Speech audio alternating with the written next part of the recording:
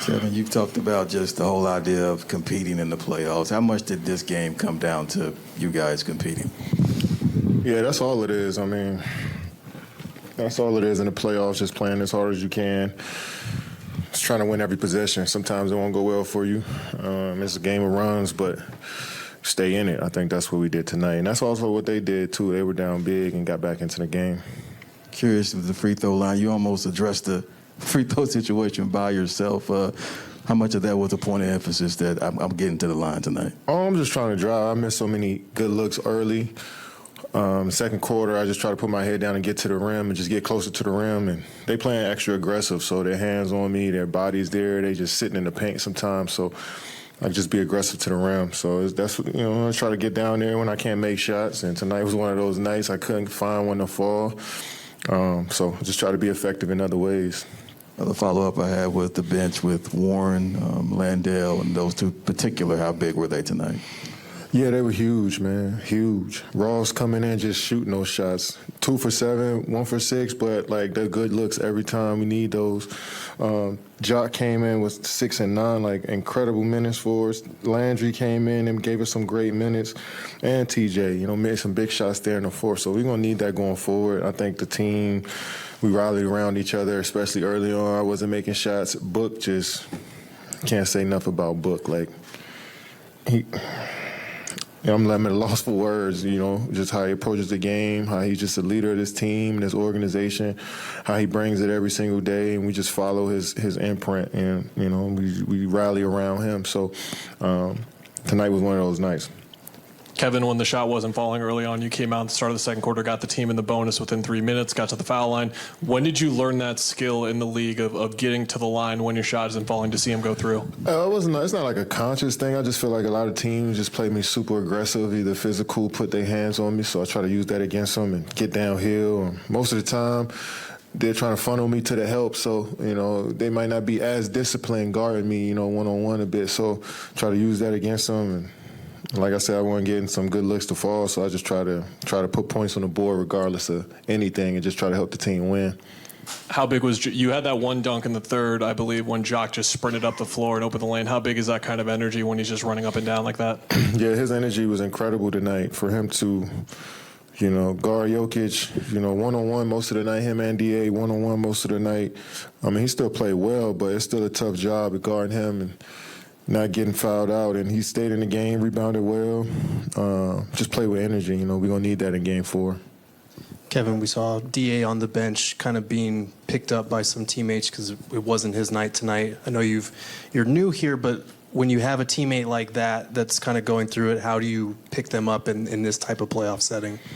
Just keep encouraging him. I know he still stayed into the game regardless. Like, he was, on the same page with us, not, encouraging us, cheering for us when he was out on the bench. So, I think DA just, he wants to be out there. He wants to contribute. He wants to play well every single night. He wants to do everything right, So sometimes that could be a little frustrating when you don't get the opportunity to, showcase what you can do sometimes. But that's just the nature of a team. We got a team where the next guy got to step up and everybody just got to support. And I'm looking forward to a big game from him next game.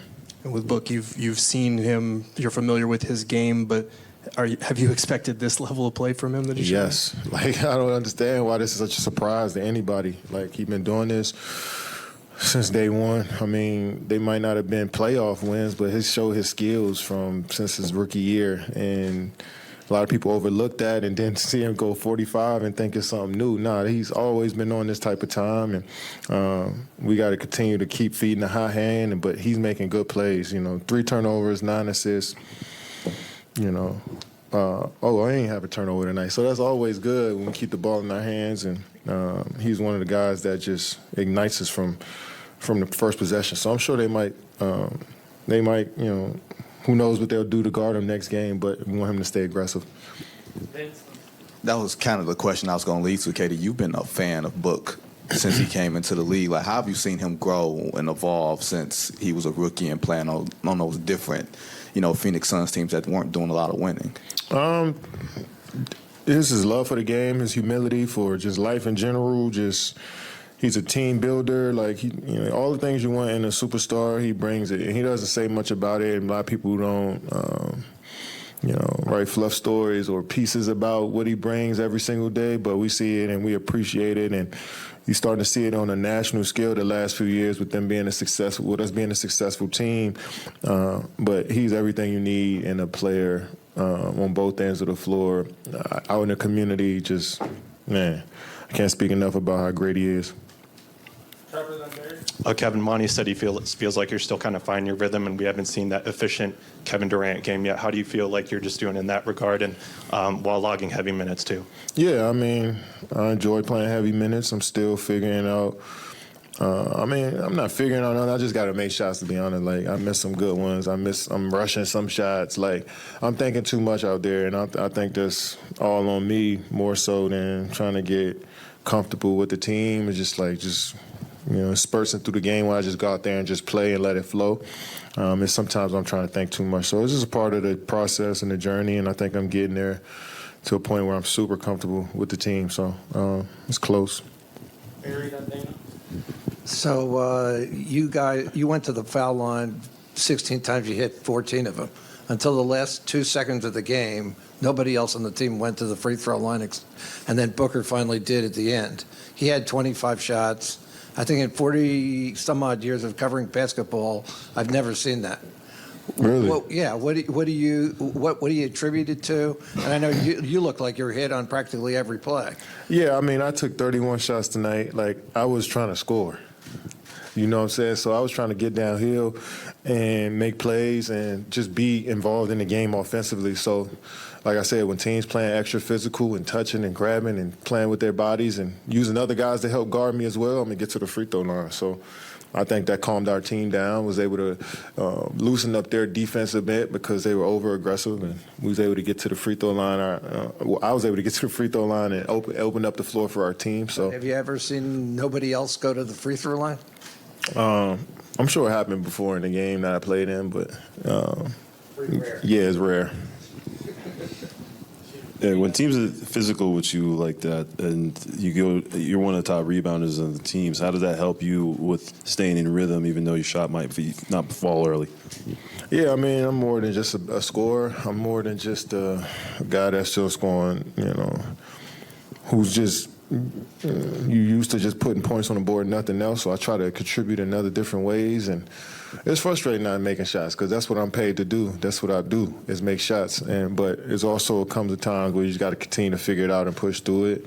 And I was able to make some there late, make some there in the third, some in the second. It was in spurts, but just keep being aggressive, man. I'm looking forward to the next game. Last two, Tim. Katie, is there anything that you have learned about Book during these playoffs? Nah. You knew this is the guy you knew you were coming to play with. Yes. I've been following him since he was in high school, so since he was a junior in high school. Came to my camp as a junior, I think, and just been following ever since then, and keeping an eye out on him.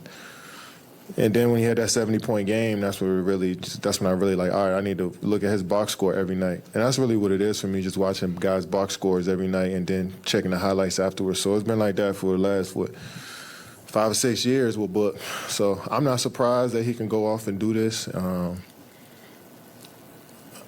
not going to expect 20 for 25 every night, but I know that he can reach that level.